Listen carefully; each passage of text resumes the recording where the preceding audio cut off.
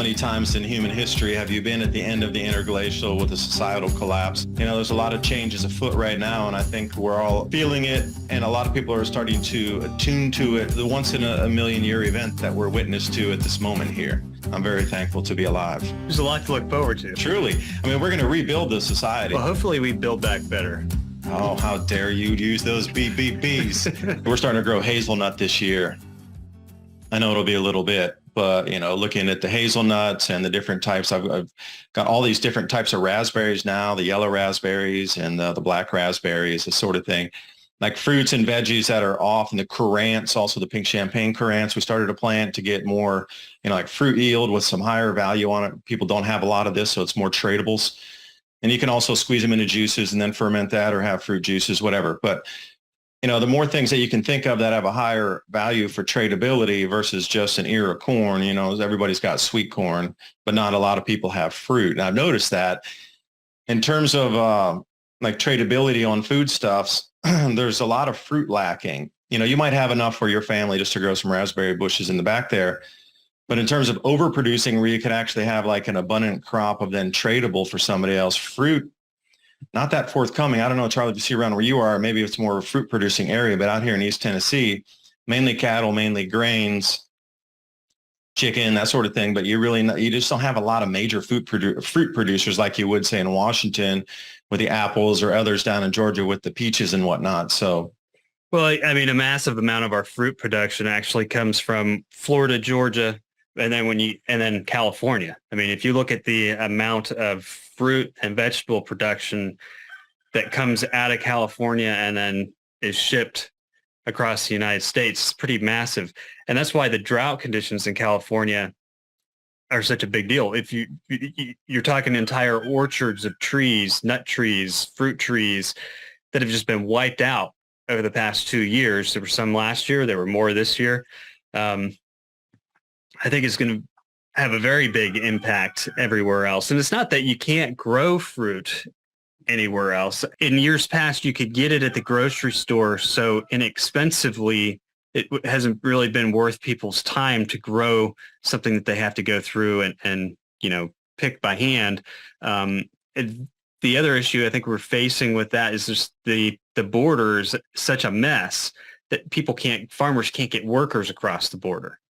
It's one thing when you've got things under control and there's a system in place, but when you've got this backup at the border, I did an interview with an onion farmer last year. They would bring guys up to work because let's face it, a lot of Americans don't want the job of hand picking asparagus or, onions. Even at, I think, the rates that they were paying back then, it was $19-20 an hour for that type of work. So they would bring some guys up. It would take them a month and a half to get them across the border. By then, the crop is lost. We've seen some of that with the border situation. And then when you add on top of that, the drought situations and just the massive culling of long-term crops, fruit prices, and well, heck, you've probably seen it at the grocery store. Fruit prices are already way up compared to where they used to be. Before we start, just a quick word from our sponsor. It's true carnage in the stock market, unlike anything we've seen. The average stock is down 41.7% from its 52-week high. More interest rates are expected. Meanwhile, gold is down only 8%, so it's proven to be a source of protecting wealth and a hedge against inflation. Call the Patriot Gold Group today before it's too late. Patriot Gold Group has a no fee for life IRA, where your IRA or 401k can be in physical gold or silver, and you may qualify for the no fee for life IRA on qualifying rollovers. Give them a call, 888-546-7020 to get your free investor guide today. And now on with the video.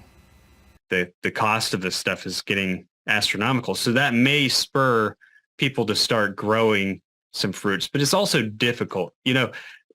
Where you and I are, it's a very humid environment, and humidity isn't always easy on those crops. You look at a drier environment, if you have water that you can put onto the roots of those fruit trees, you can grow a lot of fruit without having to face the issues of mold and other things. If you try and do that out on the East Coast, you may have more natural moisture, but now you've got funguses and stuff to contend with on the actual trees. So on a mass scale production, it is a bit more challenging. Yeah, I could say that with the windsap apples this year. They skins aren't looking rosy red with a yellowish tinge in them. It's more dusty brown, a little bit of black spot in there. I mean, you can only put so much copper up into the leaves with a sprayer. That's sort of I would say organic-ish way to go versus what a commercial would do. And they just come in and blast everything with chemical in and out of there. But again, it's about wild foraging. I'm getting really in tune with, what's edible during the different seasons and coming in and checking out the persimmons and the muscadines and the crab apples and the different pears and apples that are already, 10-year-old trees that are growing around here that nobody ever takes care of. And just, we planted our own orchard out here, finally got a little bit of cherry on it this year. But Japanese beetles were voracious this year, and there are problems with growing fruit trees. Like we struggled with the plums because they just were eaten so heavily that, and even the, what was out there, the elderberries, we had these stink bugs and all these other things were coming in to eat on the flowers, Japanese beetles. And even after it did come to fruit, stink bugs were in there sucking those fruit dry all the time. And we came out supposed to get like 5 to 15 pounds per plant. We were lucky if we got a pound per plant after all the insect damage, because I wasn't on it enough.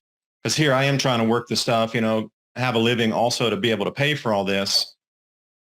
But at the same time, once or twice a day to go check for insect pests across a couple acres of trees out there, and then spray at the same time and get everything ready. And I try not to go too chemical, soap and water for the Japanese beetles, copper, again, and that sort of thing. But you know how it is, man, a lot of land is harder to take care of, especially if I have a full-time job. If I was just out there 8 or 10 hours a day, just working out on the land, and that was my, bread and butter versus like what you do also, there's secondary, more people would be very helpful to have out here to do those tasks. But in the real world, it is what it is.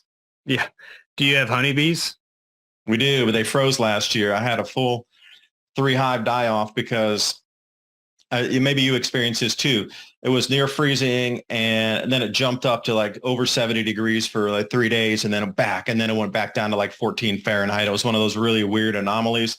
Well, the bees had come out, and once the temperatures dropped back down, they didn't propolis themselves in good enough. And I should have taken out big blankets and put over the hives, but it didn't even register. I didn't even think about that because the hives were pretty large and they survived through the whole winter already. They were in there, and I shrunk them down. I took the supers off the top and really squeezed them in there so they could self-heat. But I lost them all. They all froze, a bunch of little frozen corpses at the bottom. They're really terrible. I lost all my hives last year. Oh, man, I'm getting choked up. Hey, I love bees. The reason why I asked is it makes a big difference with cross-pollination to have your own bees on your property, because I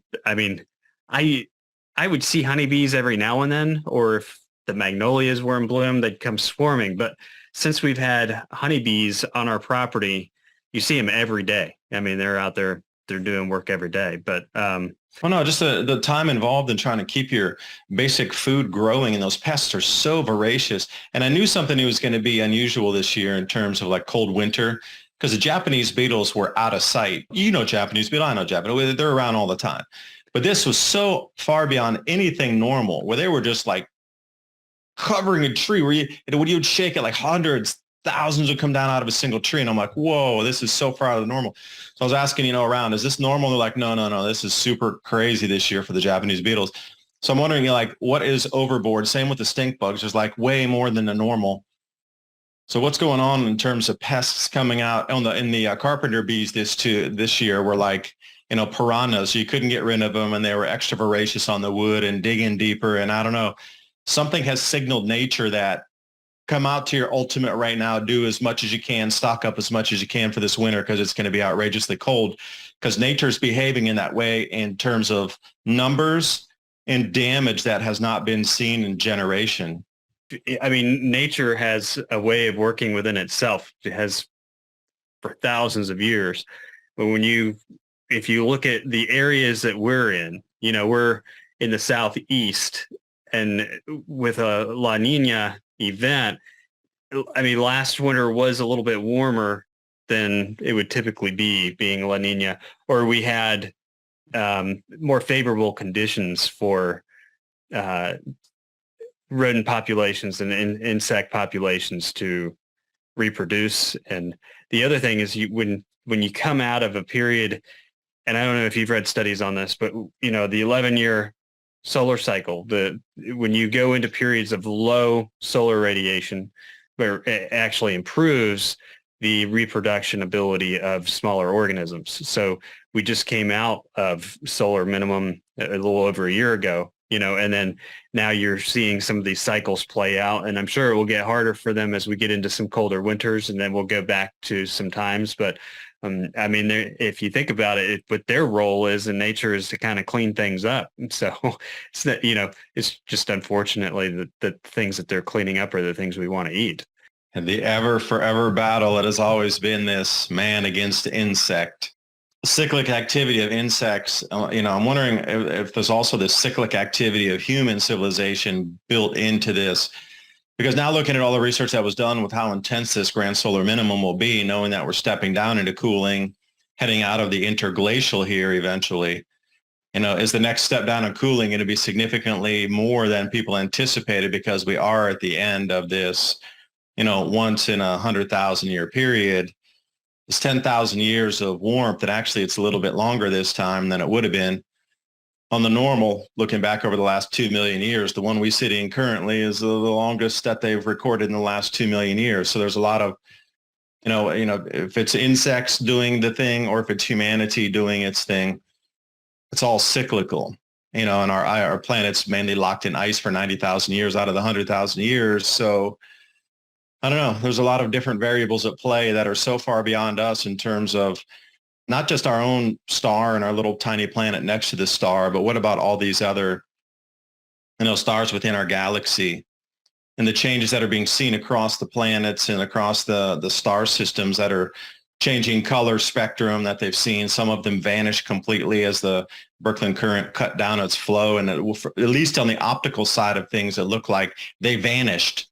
One area of space had 1,800 stars appeared to vanish, and then they started to reglow again. Well, what's the mechanism for that on top of things? So, as we look down in our daily lives and our yearly lives and monthly dailies, going out into a wider perspective of getting off this earth and looking out into the heavens itself, there's other signs out there saying we are coming into a very special period at this moment. And perhaps those that have greater knowledge of cycles on the longer term are also building this into their plans. And that's why the world we see around us makes a little more sense if you look at it in that wider landscape versus, oh, poor little me or poor little our world. There's a lot of changes afoot right now, and I think we're all feeling it. And a lot of people are starting to attune to it, that the frequency field is changing, magnetic field's changing.